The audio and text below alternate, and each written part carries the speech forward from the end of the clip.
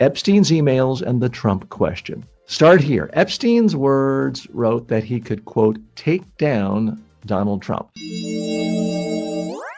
President Trump insists Jeffrey Epstein was a creep. He kicked out of Mar-a-Lago, and they knew nothing about Epstein's abuse of underage girls. Newly released emails tell a far messier story. According to the Times, Epstein repeatedly portrayed himself as a Trump insider with leverage. In one 2011 message, he told Ghislaine Maxwell that, quote, the dog that hasn't barked is Trump, adding that a victim, quote, spent hours at my house with him, meaning Trump. He has never once been mentioned. Years later, in 2018, Epstein texted an acquaintance saying prosecutors were aiming to take Trump down. Epstein replied, it's wild because I'm the one able to take him down. And in a 2019 message to author Michael Wolff, Epstein claimed, of course he knew about the girls as he asked Ghislaine to stop. At the same time, Virginia Giuffre testified under oath that she never saw Trump abuse minors. Both she and Epstein placed Trump squarely in Epstein's world,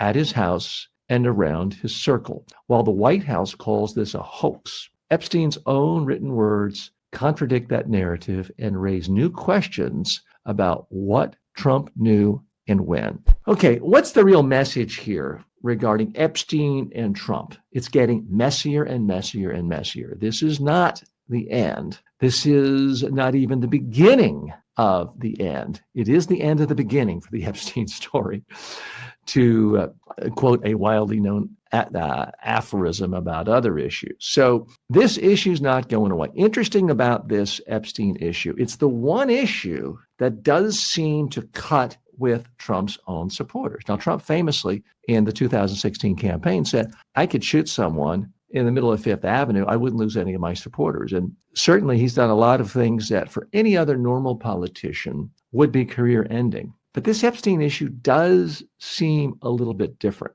Whether or not Trump's supporters will actually punish him and turn against him if there's incriminating evidence, it's still too soon to tell about that. But it's interesting to them. The issue's not going to go away. We are going to see calls by the House, now that there's one more Democratic elected representative, to vote in favor of complete release of all FBI files. We're going to see more and more stuff out here. And it's interesting, the little dribs and drabs that do come out. So let's dig a little deeper here. So there's never any one thing that's totally incriminated. We haven't seen like a video of Trump naked surrounded by 4 14-year-old girls. So let me be clear about that. There's no clear-cut, absolutely 100% definitive evidence that Donald Trump committed crimes, that he committed acts of pedophilia. There is no evidence of that. But the circumstantial evidence seems to get bigger and bigger every day as this continues to dribble out. And it is a bizarre issue, and it's the one time ever Trump seems like he doesn't enjoy controversy. I mean, his whole sexual abuse trial with E. Jean Carroll, he seemed to be having the time of his life. He seemed to love the spotlight, the attention, attacking her.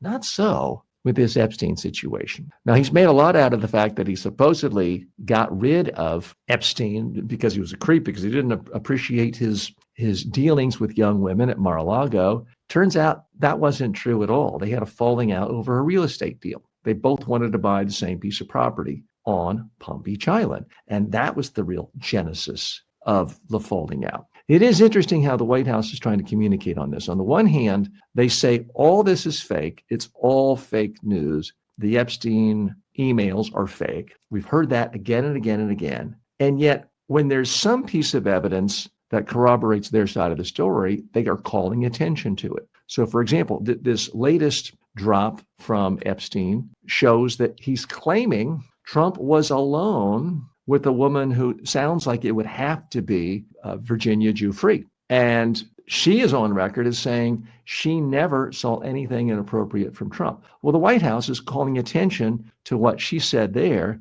but always discounts any information from other women who say, yeah, Trump groped me, Trump abused me. And to be clear, there have been more than 20 women throughout Trump's career who've made serious allegations of everything from groping, harassment to rape. He hasn't been convicted of that, but there have been serious, serious accusations for a long, long time. We've not yet heard anyone 17 or under, which was the 18 is the age of consent in both Florida and on Epstein Island. We haven't heard anyone underage make a categorical assertion that Trump committed statutory rape. So I want to be clear on that. But it is confusing when the White House is saying everything in this stash of emails is false, fake news. But look at this one fact here, because it somehow makes us look better for this other stash of emails over here. It's wildly, wildly confusing. And it's an issue that isn't going away. Now, in the past, in the last month, I've poo-pooed this issue. My position was that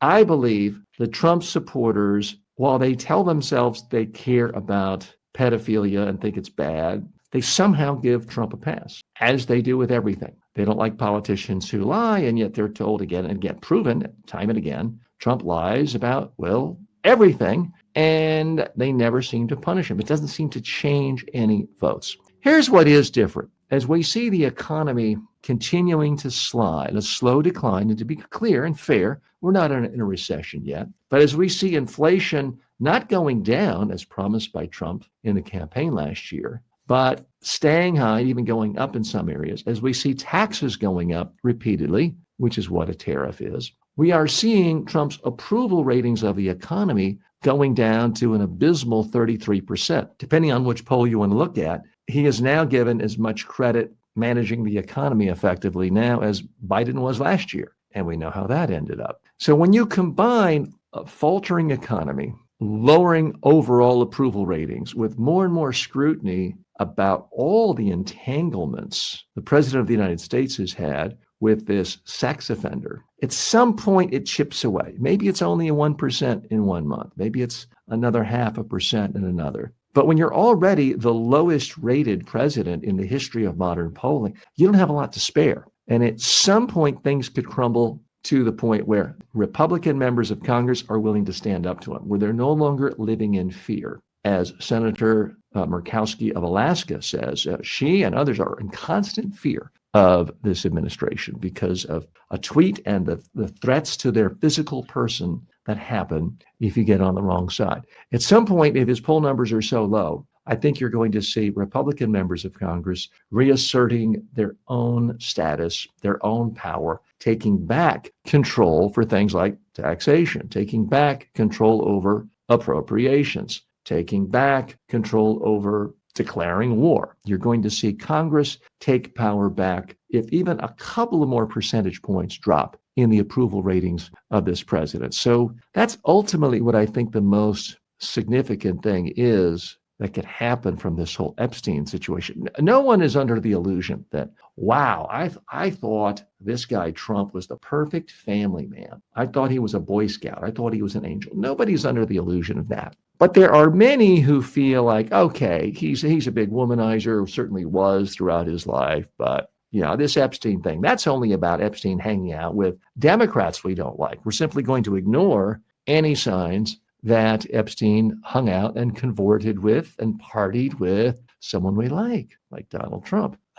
I think those days are going to be numbered because every time this story happens, we see again and again and again all the press clips of Donald Trump praising Epstein as a great guy, as a fun guy, as someone who shares his interest in pretty ladies on the younger side. These are all Trump's words. Does it mean he's guilty of a crime? No. But at some point, if things look worse and worse and worse, painting a picture of you, if not openly being involved in pedophilia, being so immersed in that culture and a milieu where you willingly turned a blind eye, I do think it starts to change the minds of some voters. Not most of Trump supporters, maybe not, and certainly not even 10%. But if he loses, say, 5%, then he reaches a point where he is politically not viable anymore in American democracy. Doesn't mean he's going to be impeached. No, I don't think there's really any crime the Republicans in the Senate would convict him of. I mean, he could,